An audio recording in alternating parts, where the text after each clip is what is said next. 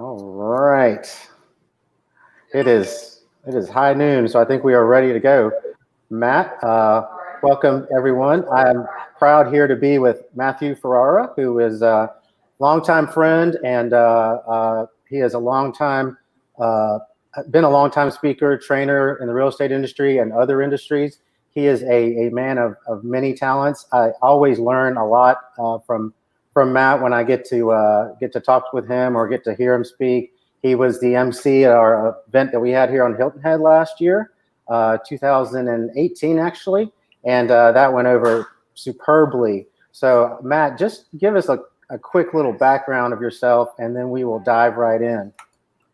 Well, I'm just thrilled to hang out with you, Michael. It's just good to see you and spend some time together. You know, I'm glad we've been friends for all these years. And so, quick background for those of you I haven't met yet. I have spent 30 years in real estate, and mostly in professional development. My job has been to help make all of the people that I can possibly spend time with a little better, whether they're in sales or marketing or leadership. I've had a chance to work in 49 states, and I've also had a chance to work in 28 countries. And one of the cool things that, for me at least, is I have learned as much from all of you as I have hopefully added to the growth and contribution. And so I just get a chance to celebrate good work together, share best practices and stories. I live in Las Vegas, and I'm originally from the Northeast. So one great cool part about that is that I have experienced markets locally and experienced markets globally that are always different. And so I try to bring some of those best practices together for everyone and share those. So just good to hang out with you and glad to have a chance here. I certainly encourage any comments or questions as we go.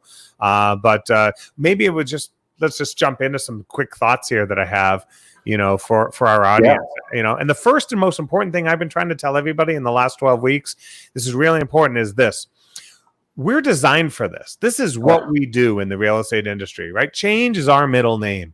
I mean, in 30 years, think of how much we have changed in the real estate industry. And by the way, change doesn't happen to us. The real estate industry is, I think, we just grab on to change opportunities and we push them. I mean, I have never been to the announcement of a new technology or a new firm or whatever it is and had real estate professionals not push even beyond the announcement. They say, that's a great technology. I get it, but can it do this? And can it do this? Like, we love change in this business. And so I want to just remind everyone that, the change that's happening around us, it's just our middle name. It's what we do. I mean, here's one thing I always say to people. Raise your hand if you've ever had a deal go by the book. And no one ever raises their hand because deals don't go by the book. And that's what we're good at. What we're good at is change and problem solving, right? So we always get everyone back on track. We solve the problems around deals that need to come together. We create win-wins because everyone has to win at the end of it. And so now I look at the period that we're in, whether it's the pandemic or whether it's what's happening with social change in our country, and I just say, this is our natural environment. We're leaders for this.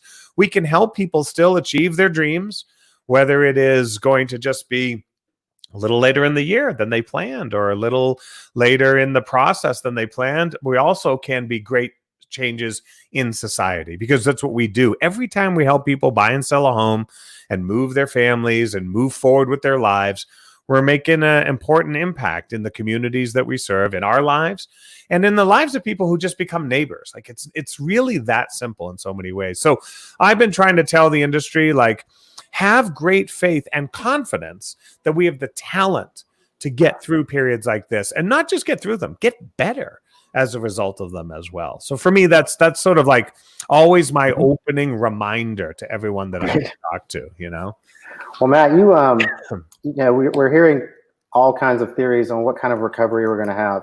Lawrence Yun has been famous for saying we're going to have a V-shaped recovery.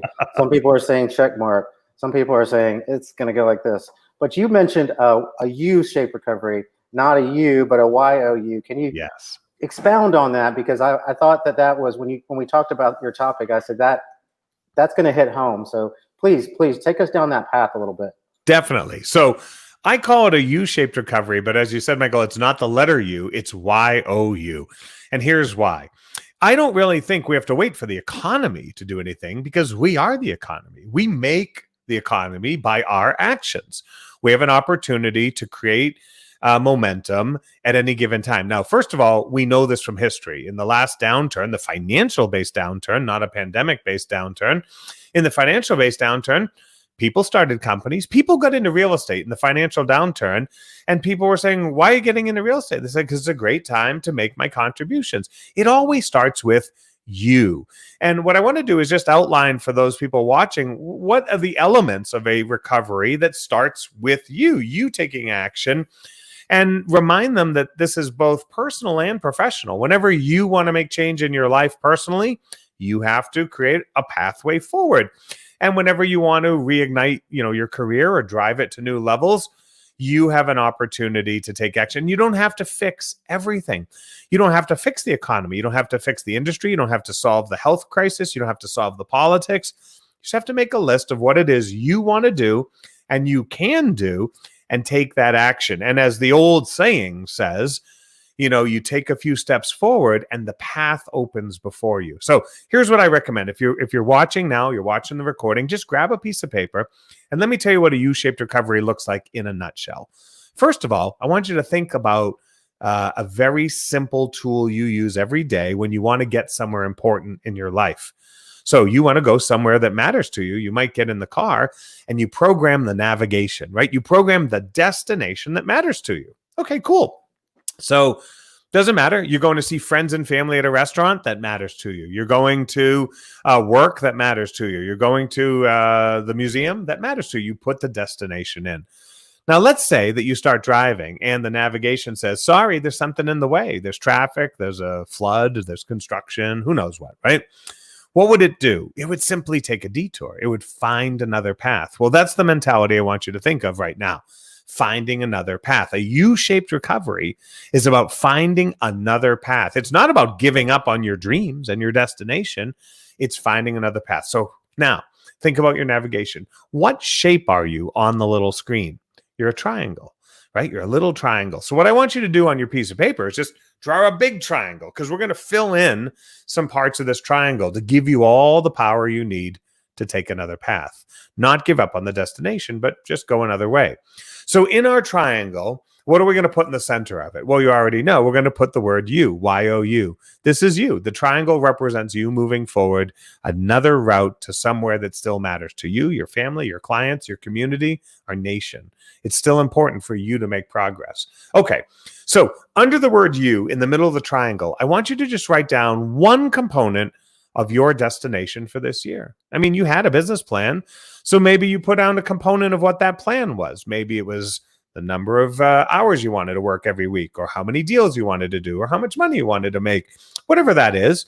Or maybe it's a personal component. Maybe you wanted to read more books, or improve a skill, or lose 5 pounds, or whatever it was.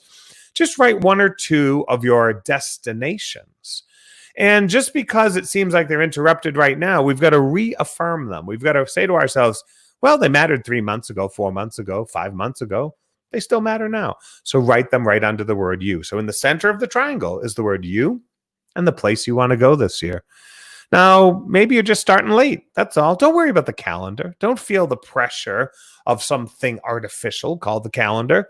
All we have is today and tomorrow. We can't look back, but we can look forward. So now we're going to point our triangle in the right direction. So how do we do that? Well, triangle has 3 sides and your recovery has 3 parts. The first part is across the bottom. Well, what would you have in your car that's the most powerful thing? The engine.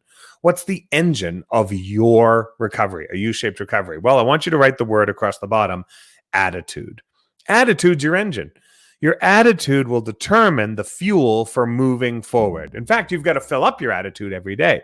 I mean, there's no amount of marketing that can overcome a bad attitude, right? There's no amount of marketing that can move your business forward. There's no technology that can overcome a bad attitude. I mean, I know people with all the systems and tools that their firms provide, and yet they're not making progress because they have an attitude challenge. So what's the first thing we got to do? We got to put good fuel in the engine. So I want you to think about this every day when you wake up. What are you fueling up on?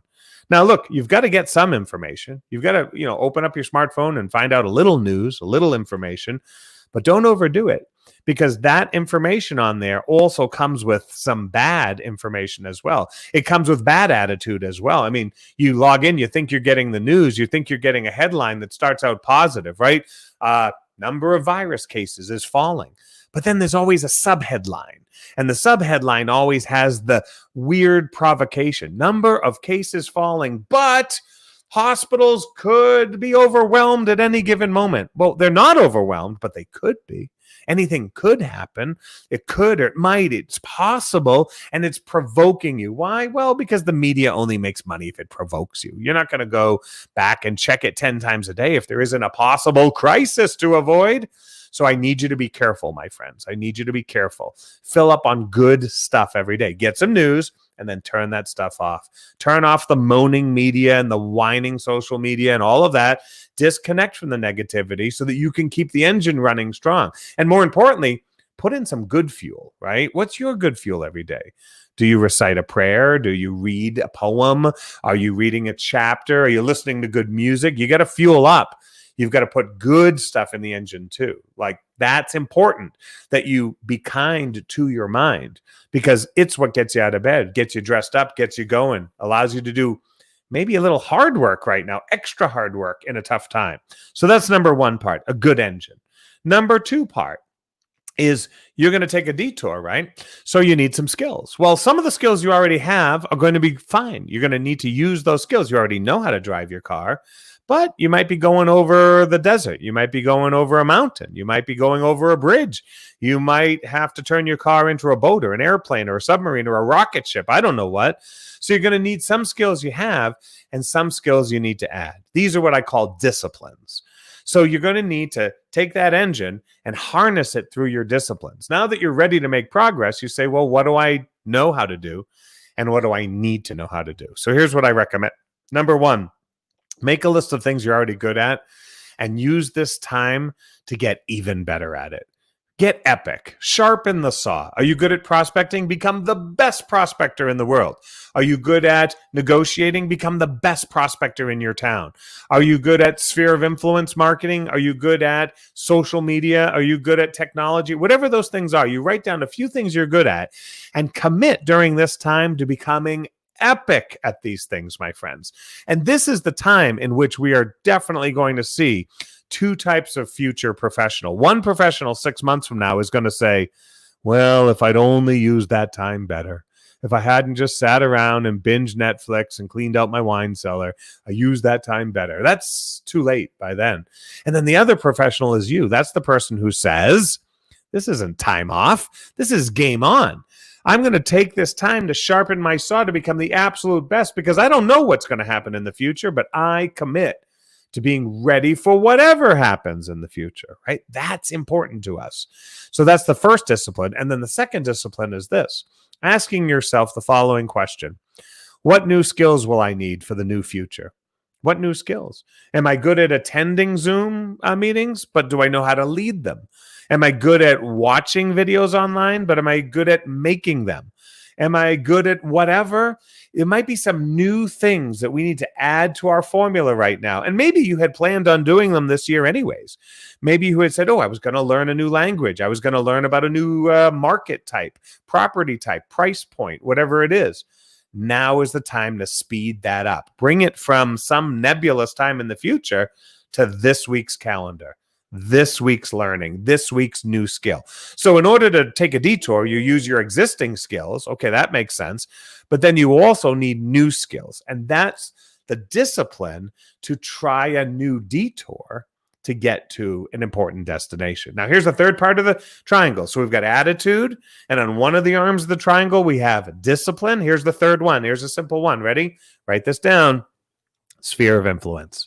Or just write down people.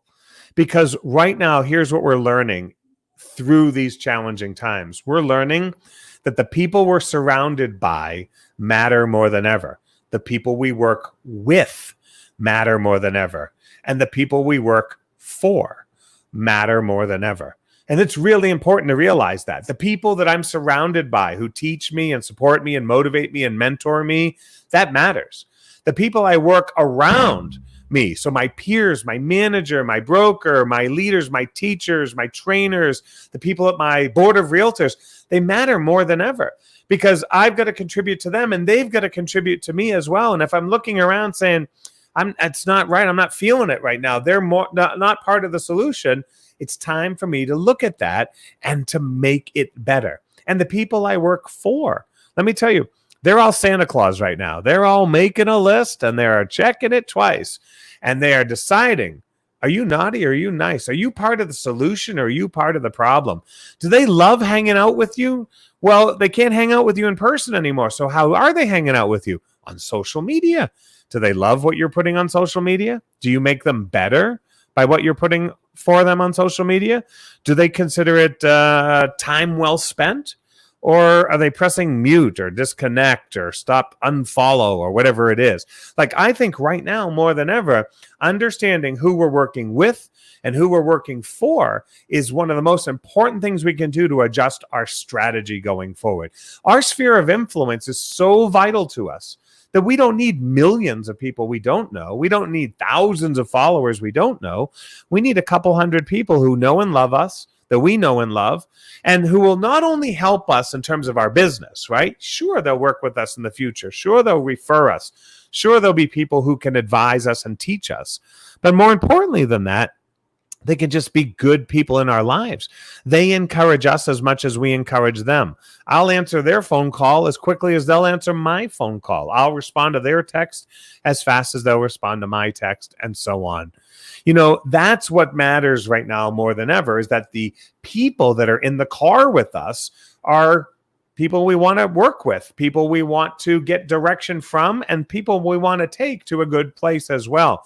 And so how we're engaging with our sphere is more critical in the era of social distancing, but it's also more critical in the future when we figure out, well, what am I really doing with my career? Am I just doing transactions and deals, or am I making a difference? And if I'm making a difference, who am I making a difference with, and who am I making a difference for? And I really think that, you know, all of us are looking around in our lives and we're reevaluating our friends, we're reevaluating our peers at our companies. And it's not about being judgmental. It's about saying, am I doing my part?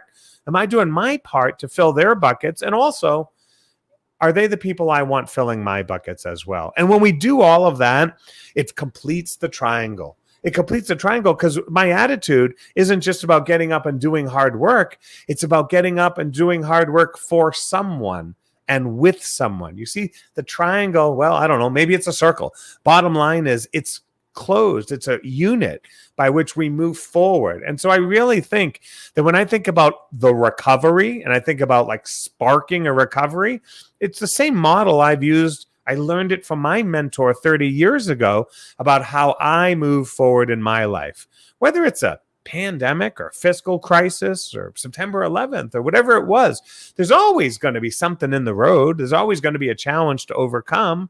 But what I'm going to do is I'm going to figure out a way, if possible, to make sure I'm still going, to make sure that I can still move forward and make progress. So what I would love to just remind everyone is that you don't have to worry for other things to change to get better. If you want things to get better, you can get better. If you want things to change, you can move forward. You can change. And that's where I love this model of the U-shaped recovery, if you will, because it's not about whether it's a V or a W or a check mark or any of those economic terms.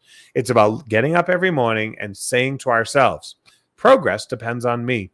Improvement depends on me. Change in my neighborhood depends on me. Change at work depends on me. And helping my clients make change depends on me. It's what I can do first that matters above all else.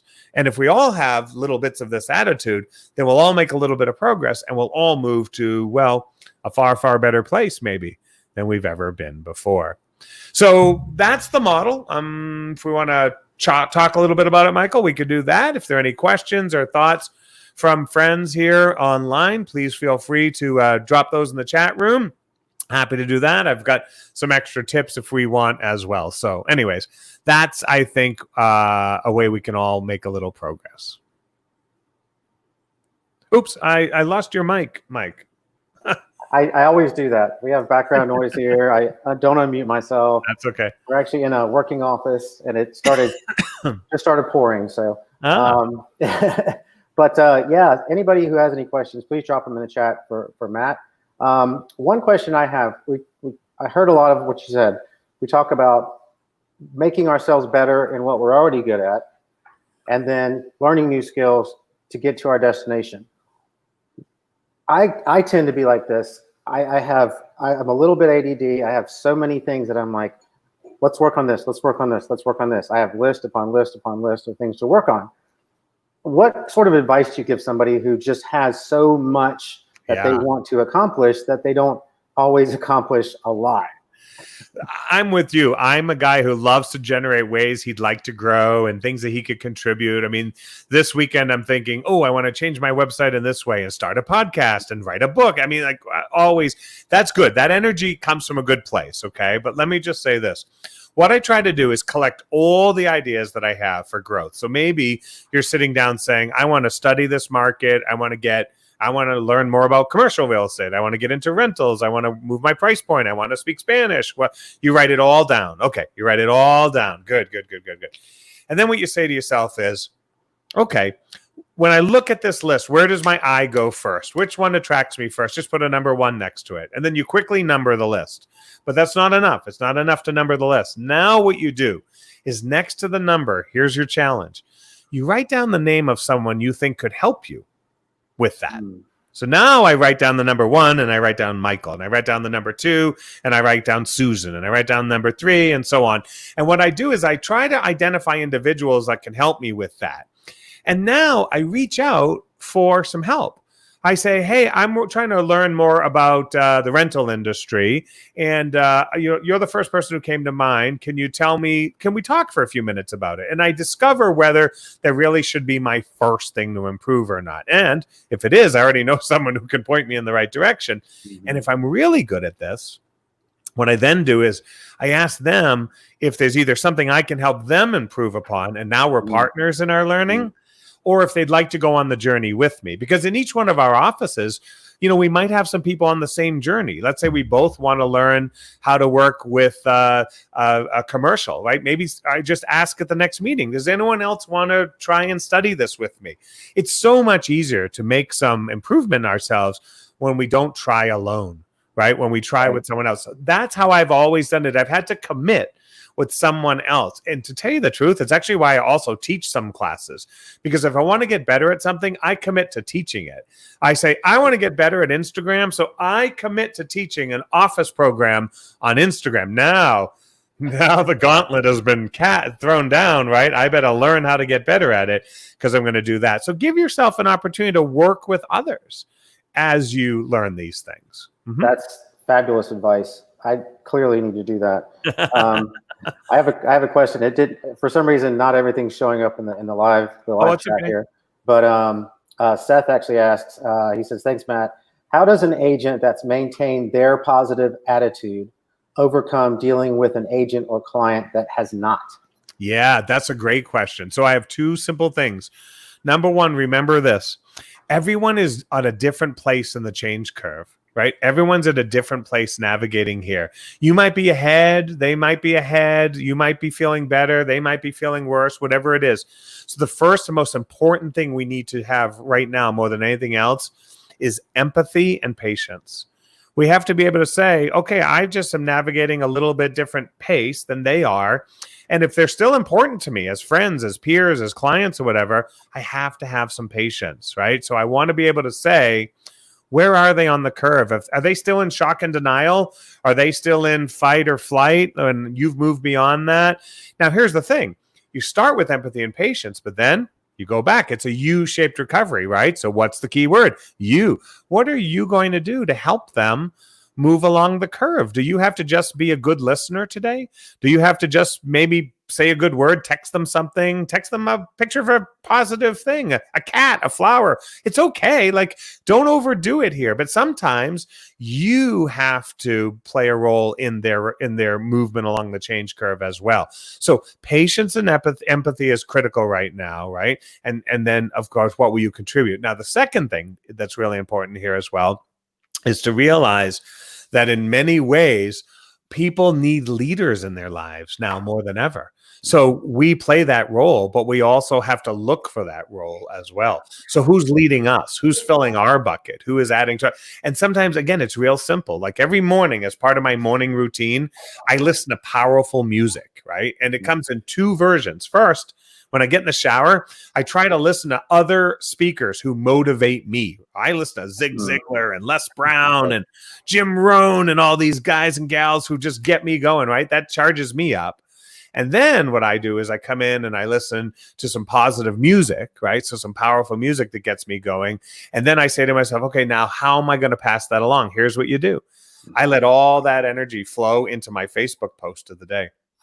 And I make sure that my Facebook post is just a moment of time well spent for whoever happens to see it. So, you can't bring someone to happiness. The most you can do is be there for them as they move towards it, but you can give them a push. You can give them a push, and that's how we show up in their lives. So, yeah, I love your post. And I don't know if you saw my response to your question about podcasting, because I digest most of my content through podcasts. That's the easiest way for me. Yeah. So if you're looking for any push in that direction.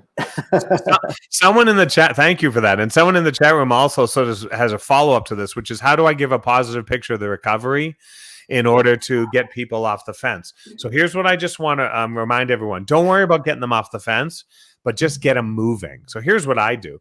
When I want to talk to clients about moving forward, and look, I'm in the same situation too. I had clients who had conferences coming up in the fall and they've had to put them off, right? So I can't make them get the conference back on the schedule, but here's what I can do.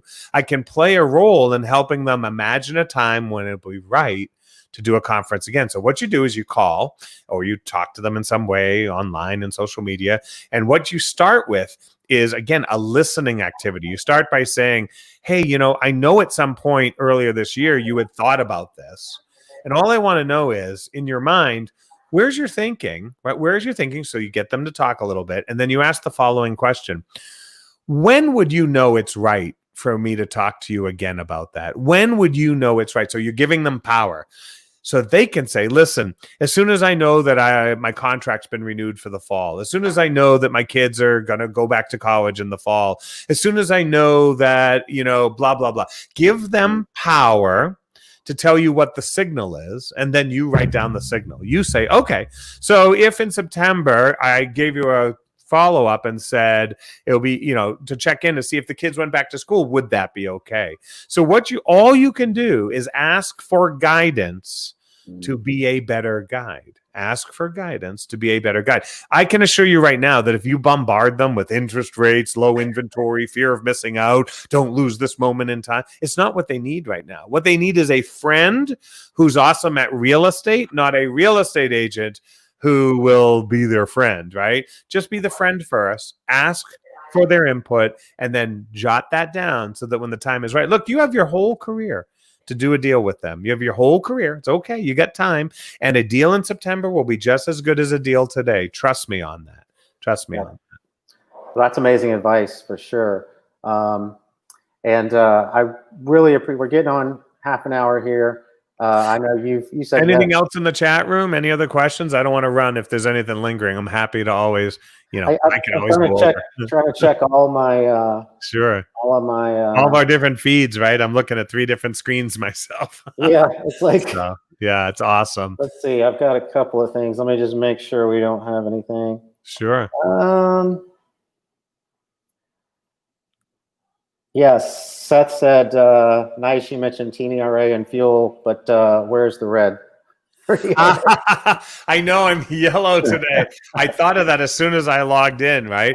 I'm yellow today because I'm in the desert and we're going to hit 100. And so I figured if there's going to be a blazing sun, it might as well be me on the screen. So as well, but no, I love, of course, I love, of course, the red of ERA. No question about that. So look, let me just leave everyone watching with one quick thought. And that is this.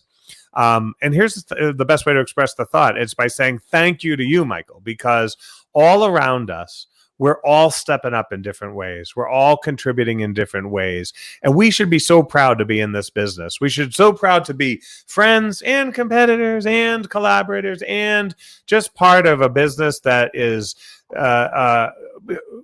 lucky enough to be involved with people when they're making important change in their lives. And so, I want to say that the most important thing is for people to look around and say, gosh, there's a lot of good help going on for all of us. People are doing what little part that they can and then challenge themselves. What part can I do too? How can I reach out to the Michaels of the world and say, thank you for that, 30 or 40 minutes online, that little opportunity, but what can I do with you? How can I help you? So, talk to each other, reach out to each other, make sure that you're having conversations that say, we're better together than we are trying to fight this on our own, and that this is a fight worth winning, that we all will win, because this is what we do for a living. We create win-win situations out of complex uncertainty for a living.